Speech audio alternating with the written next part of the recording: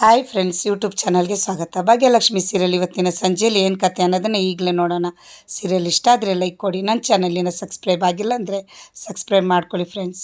ಮೀನಾಕ್ಷಿ ಅವ್ರ ಮನೆಗೆ ಬಂದಿದ್ದಾರೆ. ಆದಿ ಕೇಳ್ತಿದ್ದಾನೆ, ಬನ್ನಿ ಬನ್ನಿ ಅತ್ತೆ ಸೊಸೆ ಯಾವ ಕಡೆಗೆ ಹೋಗಿದ್ರಿ ಅಂತ.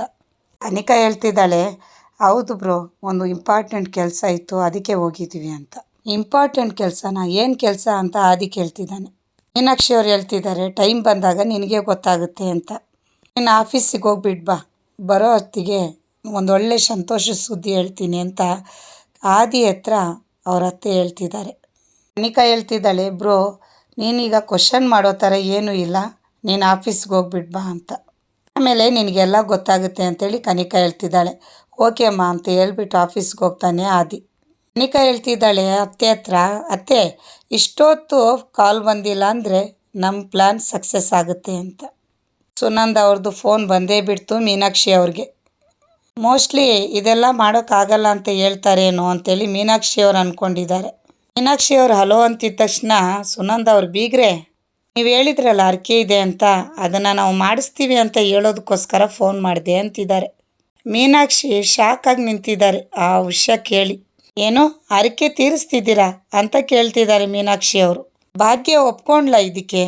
ಸುನಂದ ಅವ್ರು, ಹೌದೌದು, ಇದನ್ನೆಲ್ಲ ಭಾಗ್ಯನೇ ಹೇಳಿದ್ದು ಅಂತ ಹೇಳ್ತಿದ್ದಾರೆ.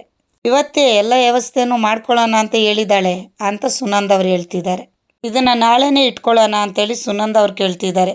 ಮೀನಾಕ್ಷಿ ಅವರು, ಏನು ನಾಳೆನಾ ಅಂತ ಕೇಳ್ತಿದ್ದಾರೆ ಶಾಕಾಗಿ. ನೀವೇ ಹೇಳಿದ್ರಲ್ಲ ಎಷ್ಟು ಬೇಕಾಗುತ್ತೆ ಅಷ್ಟು ಬೇಗ ಮಾಡಿ ಮುಗಿಸೋಣ ಅಂತ, ಅದಕ್ಕೆ ನಾವು ನಾಳೆನೇ ಇಟ್ಕೊಂಡಿದ್ದೀವಿ ಅಂತ. ಸರಿ ಸರಿ, ನನಗೆ ಸ್ವಲ್ಪ ಕೆಲಸ ಇದೆ ಅಂತ ಫೋನ್ ಕಟ್ ಮಾಡ್ತಾಳೆ ಸುನಂದ ಅವರು. ಅತ್ತೆ ಭಾಗ್ಯ ಹೆಂಗೆ ಒಪ್ಕೊಂಡ್ಲಿ ಇದಕ್ಕೆಲ್ಲ, ಅರ್ಕೆ ತೀರಿಸ್ತಾಳಂತ ಅಂತ ಕೇಳ್ತಿದ್ದಾಳೆ ಕನಿಕಾ. ಮಾಡಲಿ ಮದುವೆ ಖರ್ಚು ಇಷ್ಟಕ್ಕೆ ನಿಲ್ಲಲ್ವಲ್ಲ ಅಂತ ಹೇಳ್ತಿದ್ದಾರೆ ಮೀನಾಕ್ಷಿ ಅವರು. ಇನ್ನೂ ಖರ್ಚು ಮಾಡಿಸ್ತಾನೆ ಇರ್ತೀನಿ ಅವಳಿಗೆ ಅಂತೇಳಿ ಮೀನಾಕ್ಷಿ ಅವರು ಹೇಳ್ತಿದ್ದಾರೆ. ಅವಳು ದುಡ್ಡು ಹೊಂಚೋಕ್ಕೆ ಓದ್ದಾಡ್ತಾ ಇರಬೇಕು, ಹಾಗೆ ಮಾಡ್ತೀನಿ. ತಾಂಡವ ಕಂಪ್ಯೂಟ್ರ್ ಮುಂದೆ ಕೂತ್ಕೊಂಡು ಮನೇಲಿ ಏನೆಲ್ಲ ಪ್ಲ್ಯಾನ್ ಮಾಡಿದ್ನೋ ಅದ್ರ ಬಗ್ಗೆ ಇಲ್ಲಿ ಆಫೀಸಲ್ಲಿ ಬಂದು ತಿಳಿಸ್ತಾ ಇದ್ದಾನೆ. ಆಫೀಸಲ್ಲಿ ಕೆಲವು ವ್ಯಕ್ತಿಗಳು ಅವನ ಪ್ಲ್ಯಾನ್ ಕೇಳಿಕೊಂಡು ಒಬ್ರಿಗೊಬ್ರು ಮಾತಾಡ್ಕೊತಿದ್ದಾರೆ. ಮೊನ್ನೆ ಫೋನಲ್ಲಿ ಒಂದು ಪ್ಲ್ಯಾನ್ ಬಗ್ಗೆ ಹೇಳಿದ್ರಲ್ಲ, ಅದೇ ಪ್ಲ್ಯಾನೇ ತೊಗೊಂಡು ಬಂದಿದ್ರೆ ಇಲ್ಲ ಬೇರೆ ಏನಾದರೂ ಐಡಿಯಾ ಇದೆಯಾ ಅಂತ ಕೇಳ್ತಿದ್ದಾರೆ. ಅಲ್ಲಿರೋ ವ್ಯಕ್ತಿ ತಾಂಡವ್ಗೆ ಹೇಳ್ತಿದ್ದಾನೆ, ಯಾಕೆ ಇದು ವರ್ಕ್ ಆಗಲ್ಲ, ಏನಕ್ಕೆ ಸುಮ್ಮನೆ ಟೈಮ್ ವೇಸ್ಟ್ ಮಾಡ್ತಾಯಿದ್ದೀರಾ ಅಂತ. ಅಲ್ಲ ಸರ್, ಆ ಥರ ಎಲ್ಲ ಅನ್ಕೋಬೇಡಿ ಅಂತ ತಾಂಡವ ಹೇಳ್ತಿದ್ದಾನೆ. ಆವತ್ತು ಫೋನಲ್ಲಿ ನಿಮಗೆ ನಾನು ಸರಿಯಾಗಿ ಬಿಡಿಸಿ ಹೇಳೋಕ್ಕಾಗಲಿಲ್ಲ, ಅದಕ್ಕೆ ಇವಾಗ ಮುಂದೆನೇ ಬಂದಿರೋದು ಅಂತಾನೆ ತಾಂಡವ್. ಆಯಿತು, ಅದರ ಬಗ್ಗೆ ನೀವು ತಿಳಿಸಿ, ಏನಾಗುತ್ತೆ ನೋಡೋಣ ಅಂತಿದ್ದಾರೆ ಆಫೀಸಲ್ಲಿ. ತಾಂಡವ್ ಇಂಗ್ಲೀಷಲ್ಲಿ ಅವ್ರಿಗೆಲ್ಲನೂ ಬಿಡಿಸಿ ಹೇಳ್ತಿರ್ತಾನೆ. ಆದರೆ ಒಬ್ಬರು ಅವನಿಗೆ ಏನೂ ಅಂತಿರಲ್ಲ. ಅವಾಗ ತಾಂಡವ್ ಮನಸ್ಸಲ್ಲೇ ಮಾತಾಡ್ಕೊತಿದ್ದಾನೆ, ಇಷ್ಟೊತ್ತು ನಾನು ಮಾತಾಡಿದ್ರು ಯಾರು ಏನೂ ಹೇಳ್ತಾ ಇಲ್ವಲ್ಲ, ಓ ಮೈ ಗಾಡ್ ಅಂತ. ತಾಂಡವ್ ಪ್ಲ್ಯಾನ್ ಅಲ್ಲೂ ಕೂಡ ವರ್ಕೌಟ್ ಆಗಿಲ್ಲ. ಸುಮ್ಮನೆ ಇದೆಲ್ಲ ವರ್ಕ್ ಆಗಲ್ಲ, ಯಾಕೆ ಸುಮ್ಮನೆ ಟೈಮ್ ವೇಸ್ಟ್ ಮಾಡ್ತಿದ್ದೀರಾ ಅಂತ ಆಫೀಸಲ್ಲಿ ಹೇಳ್ತಿದ್ದಾರೆ ತಾಂಡವ್ ಮುಂದೆ. ಸರ್ ಬೇಕಾದರೆ ನಾನು ಇನ್ನೊಂದ್ಸಲಿ ತಿಳಿಸ್ತೀನಿ, ಅರ್ಥ ಮಾಡಿಸ್ತೀನಿ ಸರ್ ನಿಮಗೆ ಅಂತ ತಾಂಡವ್ ಕೇಳ್ಕೊತಿದ್ದಾನೆ. ನೋ ಮತ್ತೆ ಒಂದ್ಸಲಿ ನೀವು ಇದನ್ನು ರಿಪೀಟ್ ಮಾಡೋದು ಬೇಡ, ನಮಗೆಲ್ಲ ಅರ್ಥ ಆಗಿದೆ ಅಂತ ಆಫೀಸಲ್ಲಿ ಹೇಳ್ತಿದ್ದಾರೆ. ಅಲ್ಲಿ ಒಬ್ಬ ವ್ಯಕ್ತಿ ಬಂದ, ಒಂದು ನಿಮಿಷ ಅಲ್ಲೇ ನಿಂತ್ಕೊಳ್ಳಿ ಅಂತಿದ್ದಾನೆ. ಆ ವ್ಯಕ್ತಿ ಯಾರು ಅಂತ ನೋಡೋಣ. ಯಾರಂತ ನೋಡಿದ್ರೆ ಆದಿ ಬಂದ್ಬಿಟ್ಟವನೆ. ಆದಿ ತಾಂಡವ್ಗೆ ಹೆಲ್ಪ್ ಮಾಡ್ತಾನ ನೋಡೋಣ. ತಾಂಡವ್ ಮಾತನ್ನ ಆದಿ ಕೇಳಿಸ್ಕೊಂಡಿದ್ದಾನೆ ಏನೋ, ಚಪ್ಪಳ ಹೊಡಿತಾ ಇದ್ದಾನೆ ಪಕ್ಕದಲ್ಲಿ ಬಂದು ನಿಂತ್ಕೊಂಡು.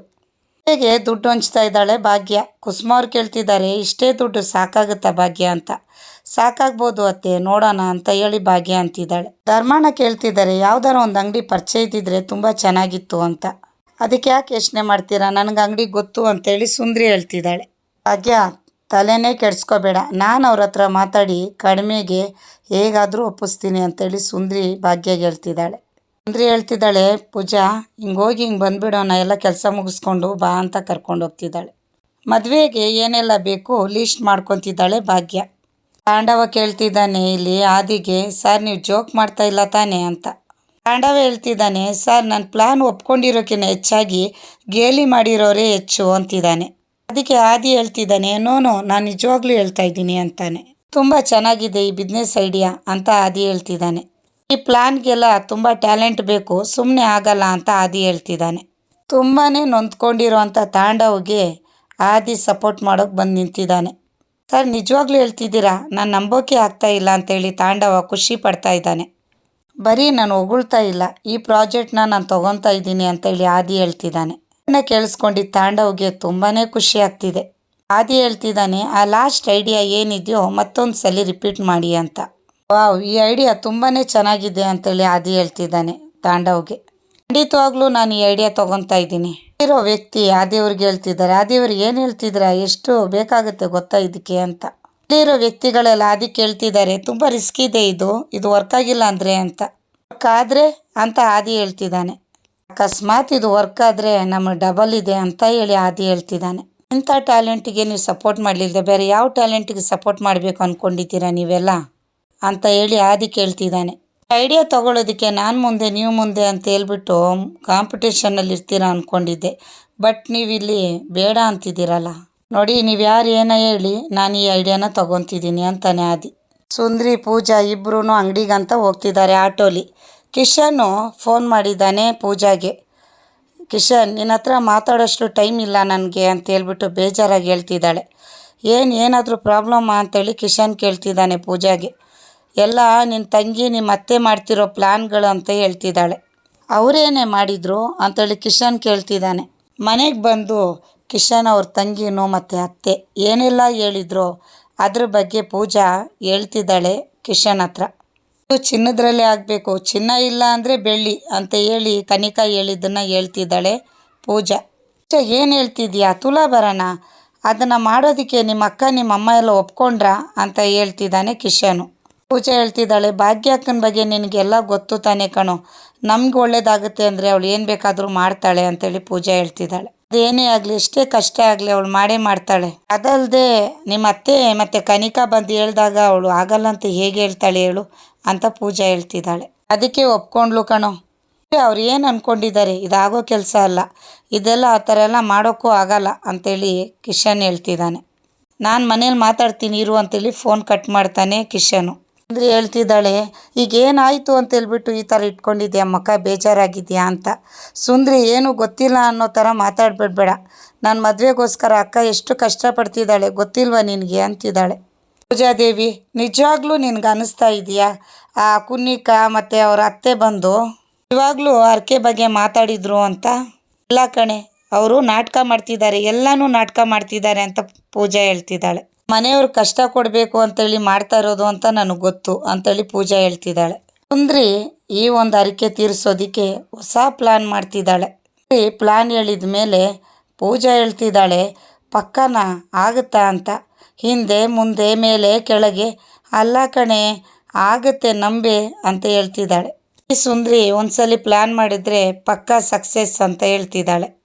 ಸರಿ ಈ ಬಿಲ್ಡಪ್ ಸಾಕು, ವಿಷಯ ಏನಂತೇಳಿ ಮೊದಲು ಹೇಳು ಅಂತೇಳಿ ಪೂಜಾ ಕೇಳ್ತಿದ್ದಾಳೆ. ಆಮೇಲೆ ಪಾಸೋ ಫೇಲೋ ಅಂತ ನೋಡೋಣ. ಆಗಲೇ ಹೇಳಿದ್ನಲ್ಲ ದೇವರಿಗೆ ಭಕ್ತಿ ಮುಖ್ಯ ಅಂತ. ದೇವ್ರು ಬಂದು ತಾಮ್ರ ಚಿನ್ನ ಬೆಳ್ಳಿ ಅಂತ ನೋಡೋಕೆ ಬರ್ತಾನಾ? ಇಲ್ಲ ತಾನೇ.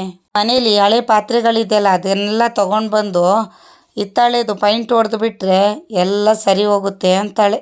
ಬಡವ ಹೆಣ್ಮಕ್ಳಿಗೆ ಮದುವೆ ಮಾಡೋದಕ್ಕೆ ಏನೆಲ್ಲ ಪ್ಲ್ಯಾನ್ ಮಾಡಬೇಕು. ಸುಂದ್ರಿ ಪ್ಲ್ಯಾನ್ ವರ್ಕೌಟ್ ಆಗುತ್ತಾ ನೋಡೋಣ.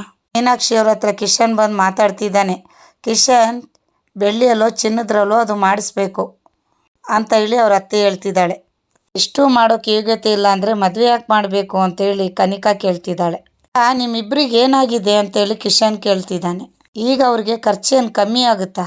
ನೋಡಿ, ಮದುವೆ ಖರ್ಚೇ ಜಾಸ್ತಿ ಇದೆ, ಅದರಲ್ಲೂ ಇದನ್ನೆಲ್ಲ ಮಾಡಬೇಕು ಅಂದರೆ ಅದೇಗೆ, ಇದೆಲ್ಲ ಬೇಕಾಗಿರಲಿಲ್ಲ ಅಂದಾಗ ಅವ್ರ ಅತ್ತೆ, ಕಿಶನ್ ಬಾಯಿಗೆ ಬಂದಂಗೆ ಏನೇನೋ ಮಾತಾಡಬೇಡ ಅಂತ ಮೀನಾಕ್ಷಿ ಅವರು ಹೇಳ್ತಿದ್ದಾರೆ.